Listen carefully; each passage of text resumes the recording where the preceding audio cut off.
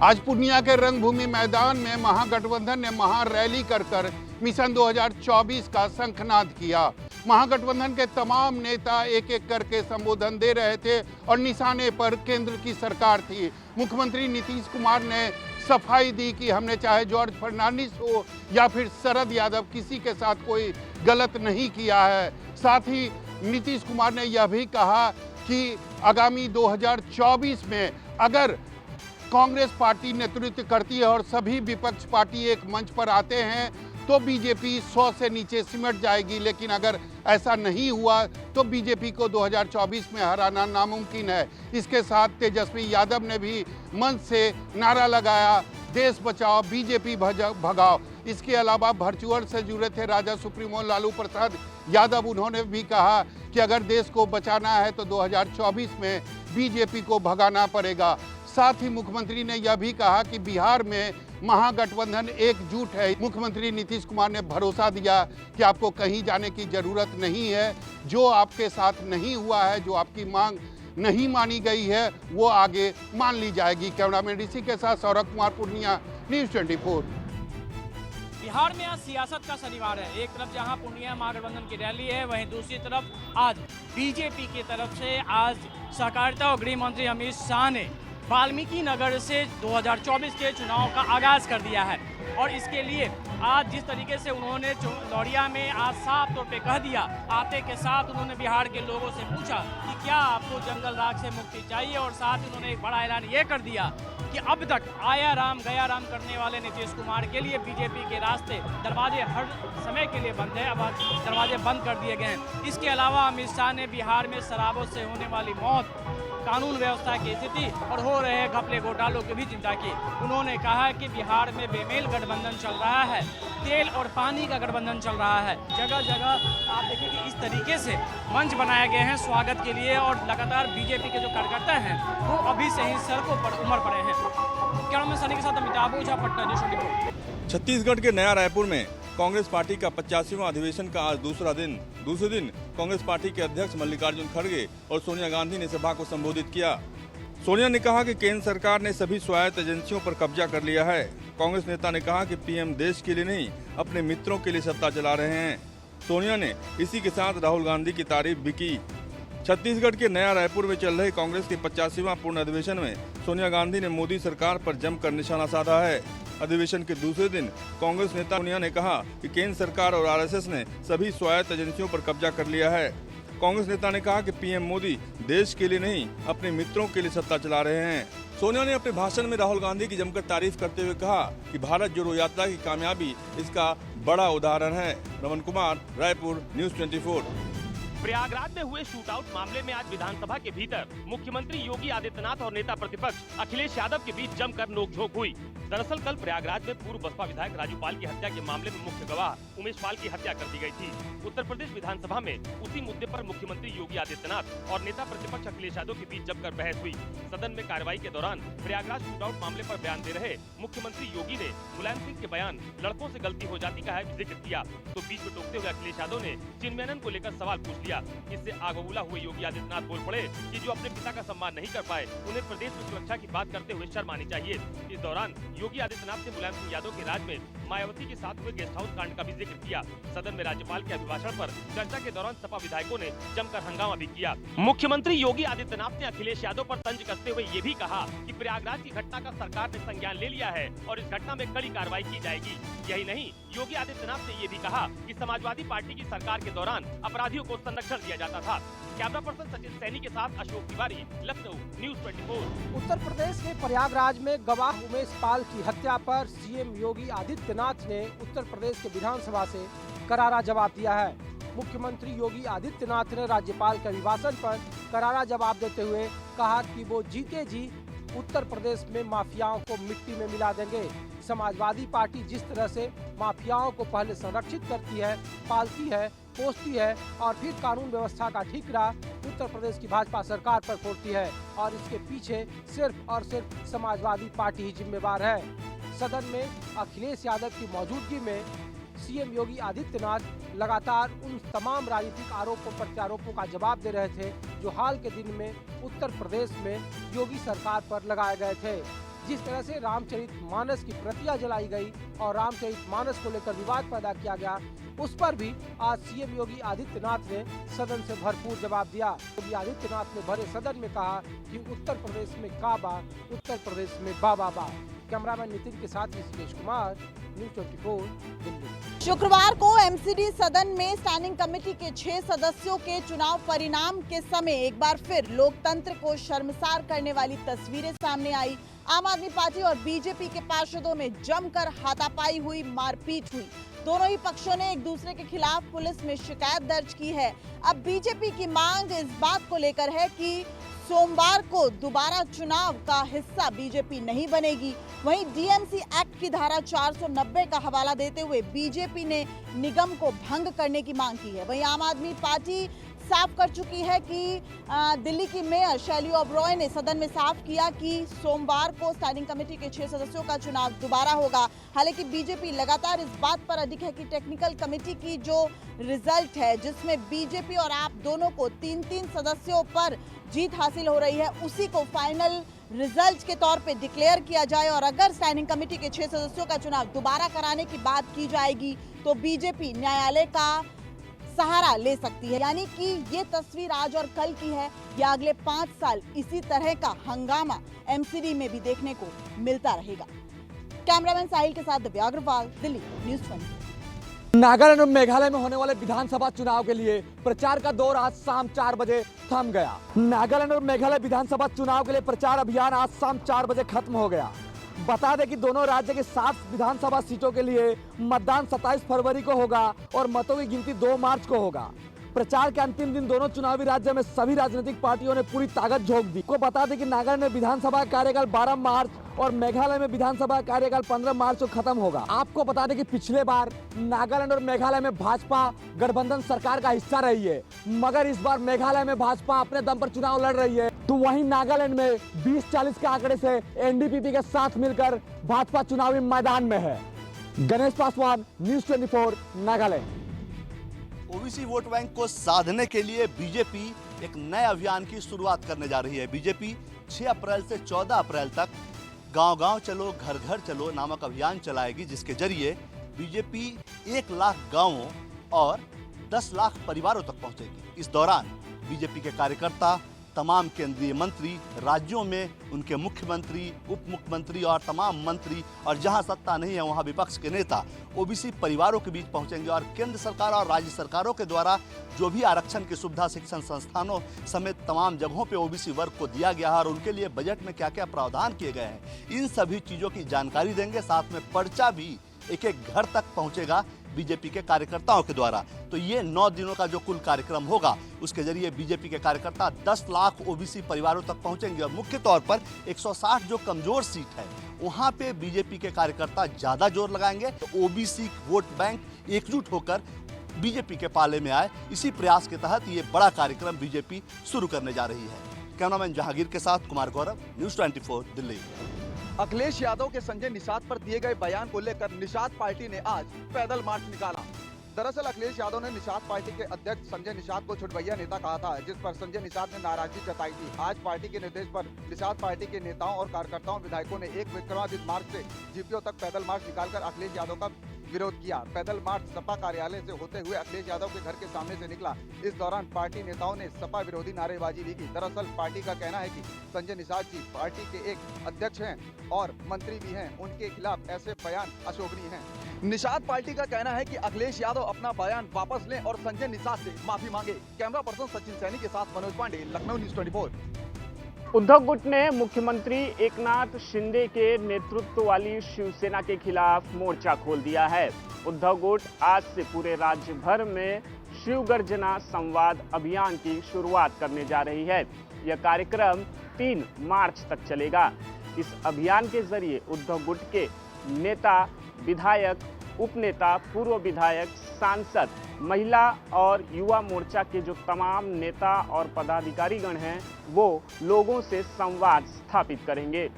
इस कार्यक्रम का मुख्य मकसद पार्टी के अंदर फैली निराशा को दूर करने के साथ साथ पार्टी को मजबूती देना है। आपको बताते चले कि जो जानकारी मिली है उसके मुताबिक उद्धव गुट यह अभियान महाराष्ट्र के 33 जिलों में चलाएगी और इसके लिए 50 नेताओं का चयन भी किया गया है। इस कार्यक्रम की समाप्ति के बाद 5 मार्च से उद्धव ठाकरे कोंकण से जो है अपना शिव संवाद अभियान शुरू करेंगे। कैमरामैन संजय के साथ राहुल पांडे, न्यूज़ 24 मुंबई। महाराष्ट्र की सियासी गलियारों में नाम बदलने को लेकर सियासत जारी है। दरअसल केंद्र सरकार ने महाराष्ट्र के 2 जिले के नाम बदलने को लेकर एनओसी जारी कर दी है। ये 2 जिले औरंगाबाद और उस्मानाबाद हैं।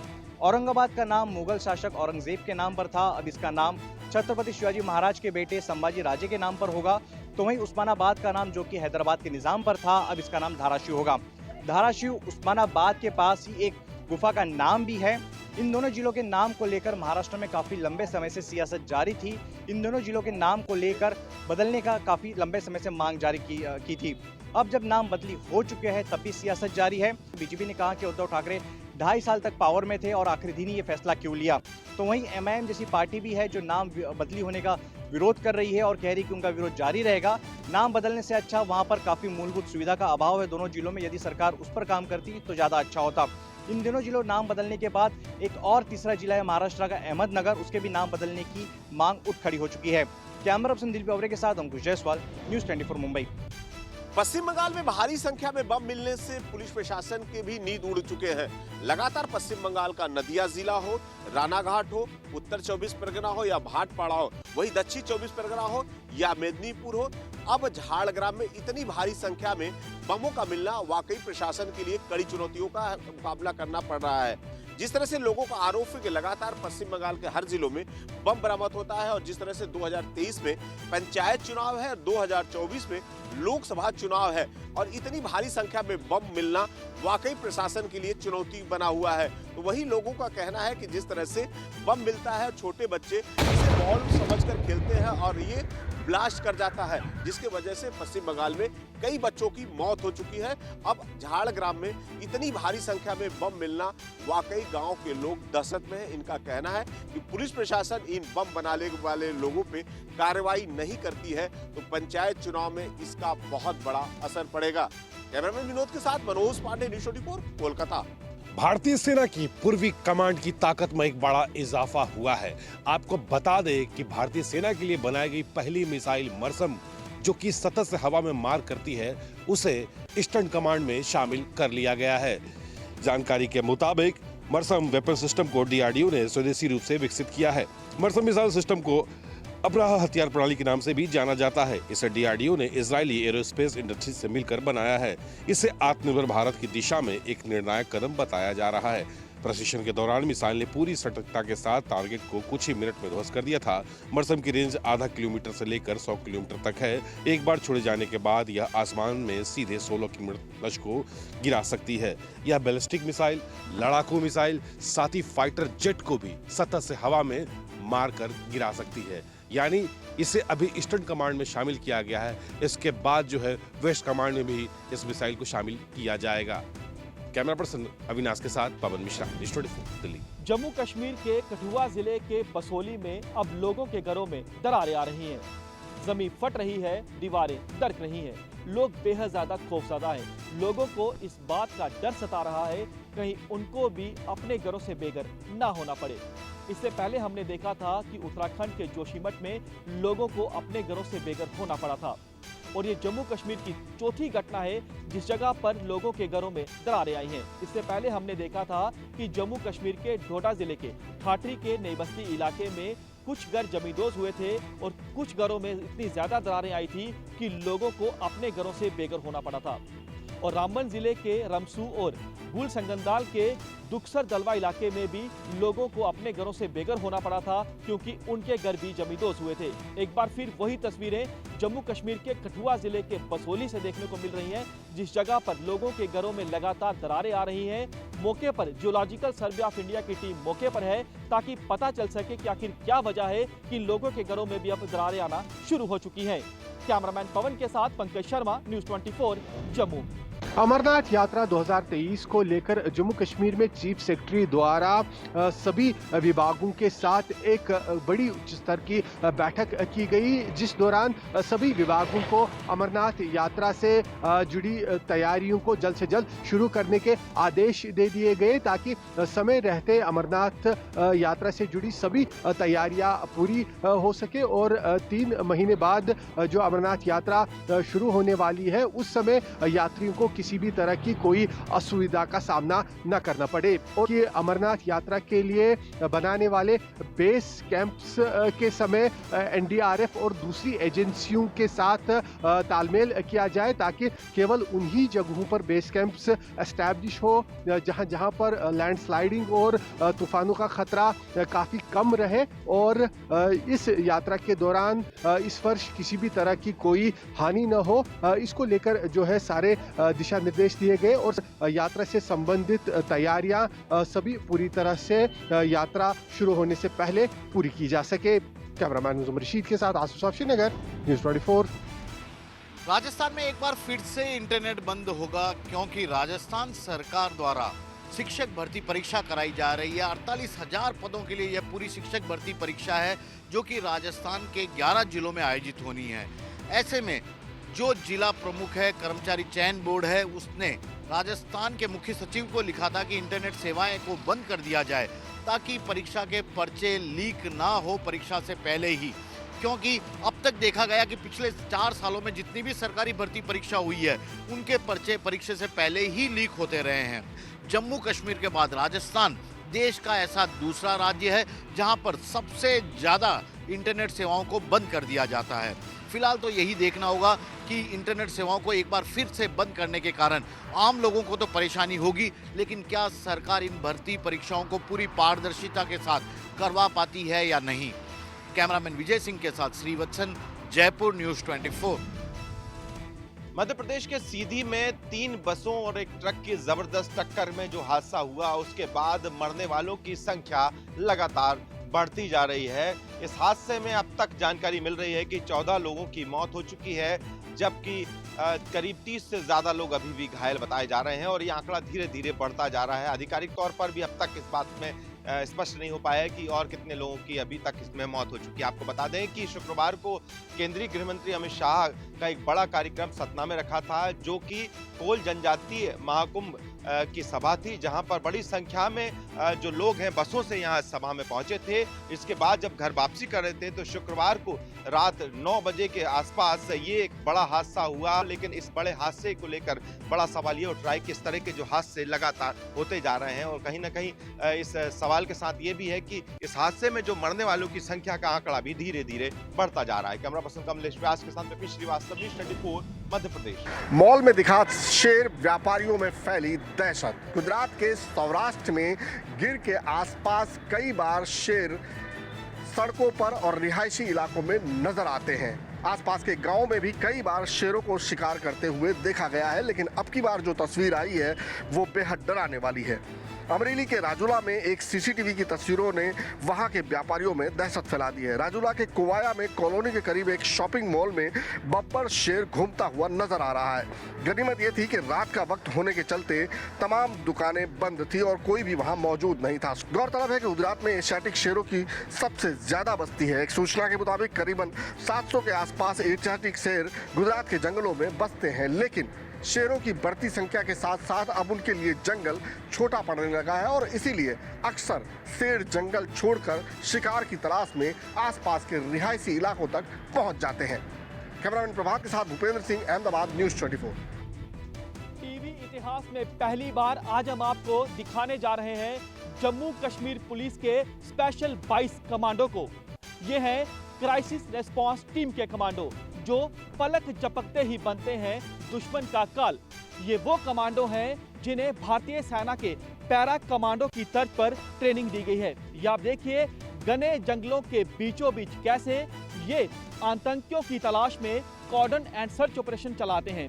ये वो स्पेशल 22 जम्मू कश्मीर पुलिस के कमांडो हैं जो बेहद ज्यादा घातक हैं और इनका मकसद है चुन चुन कर पाकिस्तान द्वारा पाले गए आतंकियों को जहन्नुम पहुंचाना। ये आप देखिए बेहद ज्यादा घना जंगल है, दिन रात ये सीआरटी के कमांडो इसी तरह से जंगलों के बीचों बीच कॉर्डन एंड सर्च ऑपरेशन चलाते हैं, क्योंकि लगातार पाकिस्तान ये कोशिश कर रहा है कि बर्फबारी पिघलने के साथ ही ज्यादा संख्या में आतंकियों को एलओसी और अंतर्राष्ट्रीय सीमा के जरिए घुसपैठ करवाई जा सके। मकसद इनका यही है कि चुन चुनकर जो है आतंकियों को मौत के घाट उतारा जा सके। लगातार ये जो सीआरटी के कमांडो हैं, ये पलक झपकते ही बन रहे हैं दुश्मन का काल। कैमरामैन पवन के साथ Pankaj Sharma, news 24, Jammu. Cyber crime के कई तरीके आपने सुने होंगे, लेकिन जिस तरीके का खुलासा बिहार में हुआ है वो देश का इकलौता खुलासा है। दरअसल साइबर गिरोह अब वेबसाइट पर आपके संपत्ति के कागजातों को डाउनलोड कर लेते हैं और उसके बाद उसमें जो आपका बायोमेट्रिक स्टाम्प होता है, बायोमेट्रिक जो पहचान होती है, उस थंब इम्प्रेशन को वो पॉलीमर प्लास्टिक की मदद से उसका एक थंब इम्प्रेशन बना लेते हैं और उसके जरिए और उस आधार कार्ड के नंबर के जरिए आपके बैंक के अकाउंट के खाते तक पहुंच जाते हैं। इस पूरी गैंग का खुलासा आर्थिक अपराध इकाई ने किया है और इस गैंग के 10 सदस्यों को गिरफ्तार किया है और इसका मास्टरमाइंड जामताड़ा का रहने वाला एक युवक है। फिलहाल इस मामले में सरगना फरार है, लेकिन पुलिस लगातार जांच कर रही है और जो इस गैंग के पास से दस्तावेज मिले उससे पता चलता है कि इस गिरोह ने करोड़ों का ट्रांजैक्शन किया और ज़्यादातर इनके निशानदेही पर आंध्र प्रदेश और तेलंगाना के लोग रहे हैं। कैमरामैन सनी के साथ अमिताभ ओझा, न्यूज़ 24। अब देश में परोपकार के काम में भी पारदर्शिता आएगी। सेबी ने नेशनल स्टॉक एक्सचेंज यानी एनएससी को अब सोशल स्टॉक एक्सचेंज यानी एसएससी लॉन्च करने की अंतिम मंजूरी दे दी है। इससे देश में चलने वाले ट्रस्ट जो लोगों के भले के लिए काम करते हैं और नॉन प्रॉफिट ऑर्गेनाइजेशन अब शेयर बाजार से परोपकार के काम के लिए पैसा जुटा पाएंगे, साथ ही अपना बॉन्ड जारी कर पाएंगे। यही कारण है कि इसको लॉन्च किया गया है। हालांकि जानकार कहते हैं कि इसमें ये पता नहीं है कि जो पैसा लगाने वाला है उसको मुनाफा कैसे होगा, इसलिए इसके जो काम में तेजी इतना जल्दी नहीं आएगी, लेकिन ये लॉन्ग टाइम के लिए काफी अच्छा होगा। कैमरा अंचल के साथ इंद्रजीत सिंह, न्यूज़ 24, मुंबई।